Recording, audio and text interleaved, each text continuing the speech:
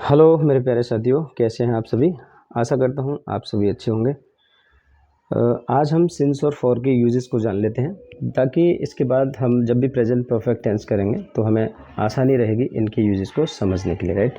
तो सबसे पहले हम ये जान लेते हैं कि सिंस और जो फॉर है, ये अपने आप में इन दोनों का जो मतलब होता है वो सेम होता है, और ये दोनों के दोनों क्या है, प्रेपोजिशन है। ये दोनों के दोनों प्रेपोजिशन है, राइट।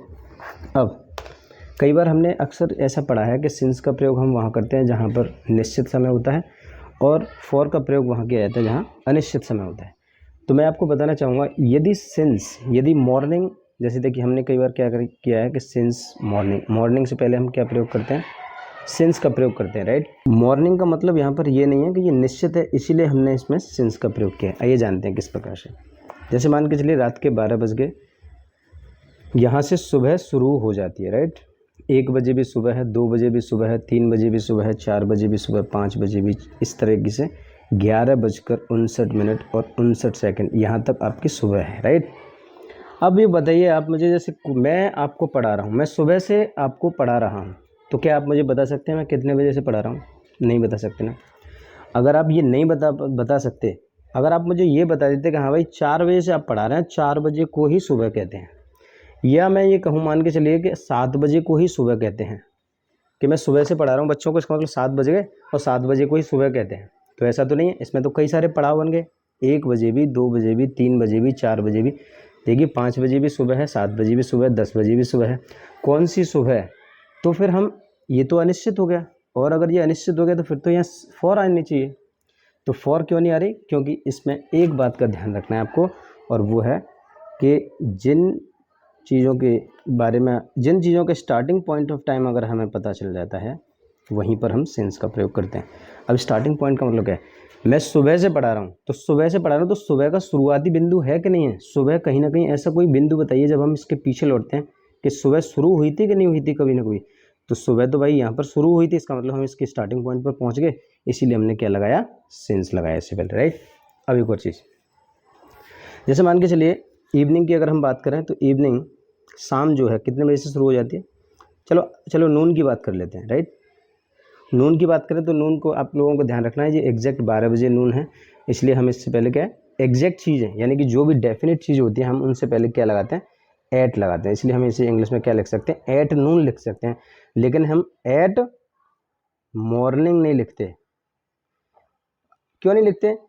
क्योंकि अगर मॉर्निंग निश्चित होती तभी हम इससे पहले एट लगा सकते थे, लेकिन मॉर्निंग तो निश्चित नहीं है, राइट। मॉर्निंग निश्चित नहीं है, इससे पहले हम क्या लगा रहे हैं, सिंस लगा रहे हैं। क्यों सिंस लगा रहे हैं? क्योंकि इसका स्टार्टिंग पॉइंट ऑफ टाइम तो है, हम इसके शुरुआती बिंदु पर पहुंच सकते हैं, इस हिसाब से हम इसमें सिंस लगा रहे हैं, ठीक है। 2 बजे से, वह 2 बजे से खेल रहा है, और एक 2 घंटे से खेल रहा है, राइट। दोनों में डिफरेंस देखिए। 2 बजे से खेल रहे हैं तो मैंने यहाँ पर एक क्लॉक बनाई, 12, 1, 2, 3, 4, 5, 6, 7, 8। जैसे देखिए वो 2 बजे से खेल रहा है, मान के चलिए इतने बजे से खेल रहा है वो, ठीक है। अब इस समय मान के चलो 5 बजे का समय हो रहा है, तो अगर वो 2 बजे से खेल रहा है और इस समय 5 बज रहे हैं, तो मैं जब पीछे लौट रहा हूँ तो क्या मैं 2 बजे इसके शुरुआती समय पर पहुँच पा रहा हूँ? यस, बिल्कुल पहुँच पा रहा हूँ, पहुँच गया मैं यहाँ इसके शुरुआती पॉइंट पर।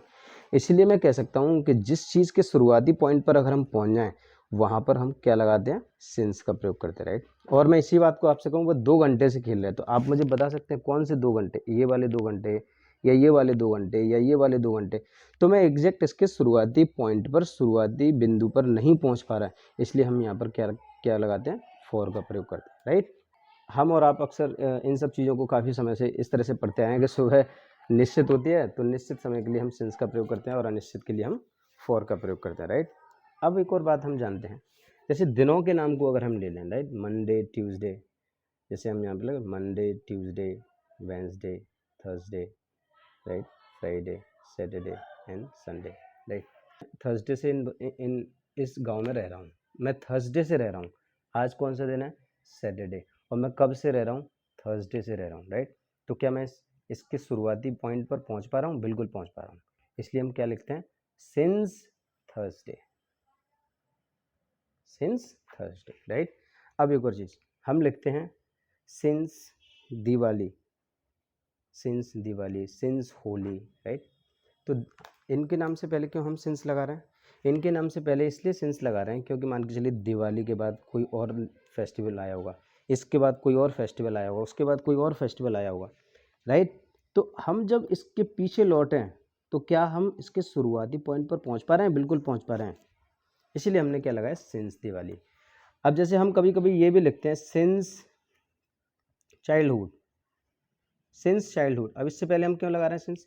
क्योंकि ये भी जीवन की भी कई सारी अवस्थाएं हैं। एक बच्चा जो रहता है वो इन्फेंट रहता है, फिर उसके बाद वो चाइल्डहुड में आता है, राइट, फिर एडोलेसेंट में जाता है, फिर यंग में जाता है, फिर उसकी स्टेज ओल्ड में आ जाती है, राइट। इस तरीके से स्टेजेस हैं कि नहीं है, जीवन की भी कई सारी स्टेजेस हैं।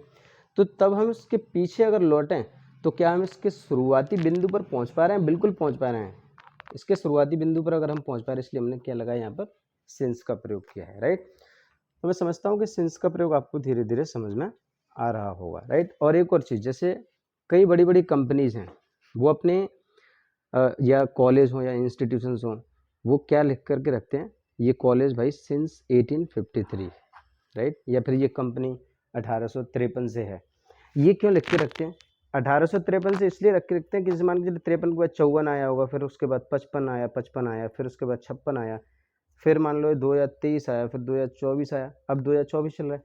तो जब हम इसके पीछे लौटें, जब हम लौटें तो क्या हम 53 पर पहुंच पा रहे हैं? बिल्कुल पहुंच पा रहे हैं। तो यही इसका स्टार्टिंग पॉइंट है, इसलिए हमने क्या लगाया, सिंस का प्रयोग यहाँ पर किया है, राइट।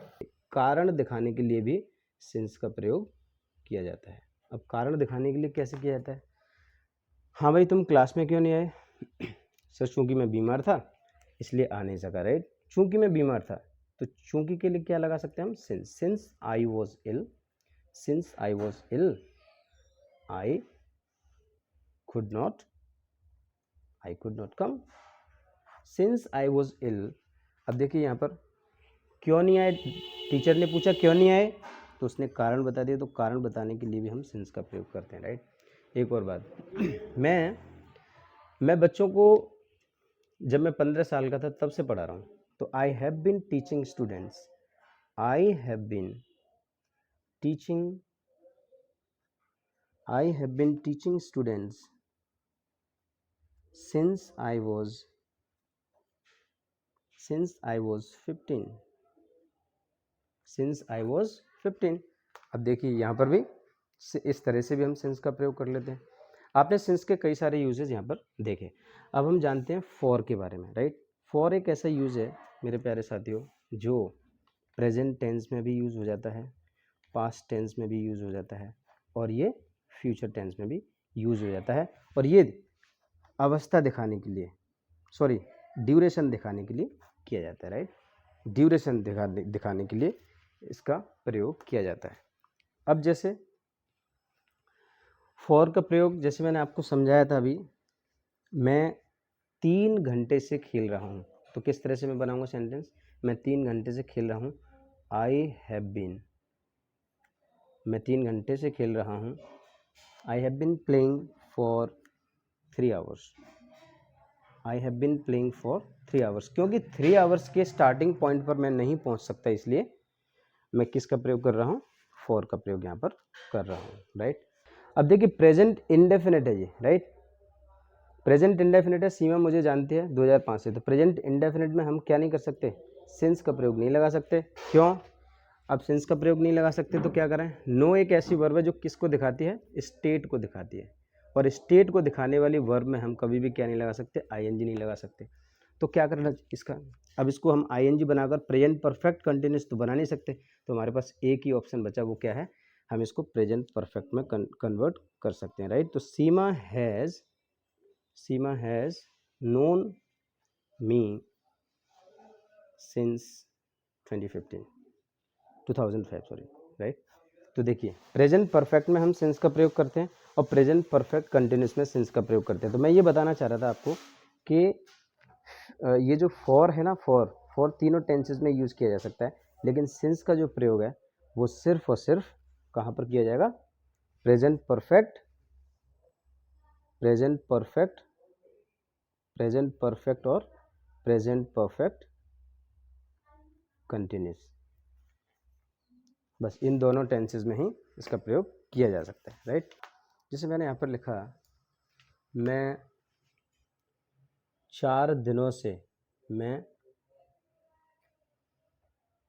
4 दिनों से खेल रहा हूँ। मैं 4 दिनों से खेल रहा हूँ, कैसे बनेगा sentence? I have been playing for 4 hours, right? I have been playing for 4 hours. 4 क्यों लगाया हमने? क्योंकि 4 घंटे से खेल रहा हूँ, हम इसके किस पर नहीं पहुँच पा रहे? स्टार्टिंग पॉइंट ऑफ टाइम पर हम इसके नहीं पहुँच सकते, राइट? यहाँ पर क्या है? 10 ईयर्स, फॉर 10 ईयर्स। ये 10 ईयर्स की एक अवधि है, एक अपने आप में एक पूरा ड्यूरेशन है। हम इसके 10 सालों के स्टार्टिंग पॉइंट पर नहीं पहुँच पा रहे, इसलिए हमने क्या लगाया? 4 लगाया। और यहाँ पर देखिए क्या है? सिंस 2010, आज 2024 चल रही है, तो 2024 से तो जब हम इसके पीछे लौटेंगे तो हम 10 पर पहुँच सकते हैं, इसकी शुरुआती बिंदु पर हम पहुँच सकते हैं, इसलिए हमने क्या लगाया? सिंस। तो ये कुछ बेसिक सी बातें थी जो मैंने आपको समझाई प्रेजेंट परफेक्ट कंटिन्यूस टेंस करने से पहले, राइट? मैं आशा करता हूँ कि आपको निश्चित तौर पर ये बातें समझ में आई होंगी। आज के लिए इतना ही। Thank you very much.